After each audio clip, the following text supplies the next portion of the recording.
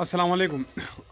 امید وکوم چې تاسو هم ښه یاست، تاسو توتیان هم ښه. دا ډېر ملګري میسج کوي چې زموږ د توتیانو بچي ایکسپایر کېږي، دا په څه وجه باندې ایکسپایر کېږي. نو راشئ تاسو ته د هغې وجوهات وښیم. یو خو د موسم د لاسه هم ایکسپایر کېدی شي، ځکه څه ځای کې موسم یخ وي، څه ځای کې ګرم وي. نو هغې د خپل د کیچ کم ټمپریچر دی د هغې هم خیال ساتئ. او دویمه خبر ده، کم چې په خوراک کې تم تاسو بیج ورکوئ د سن فلاور بیج، نو هغه مه ورکوئ. په دې وجه باندې د دوی په ججورو کې دغه انخلي. تاسو په سافت فوډ استعمالول، په سافت فوډ کې تاسو انډه استعمالولی شئ، غنم استعمالولی شئ، تور چڼه استعمالولی شئ، دې سره تاسو بریډ هم استعمالولی شئ. نور داسې کم میکس دالونه چې دي تاسو هغه استعمالولی شئ. کوشش کوئ چې کم نری غوښ چې دی زیات کر بچو ټایم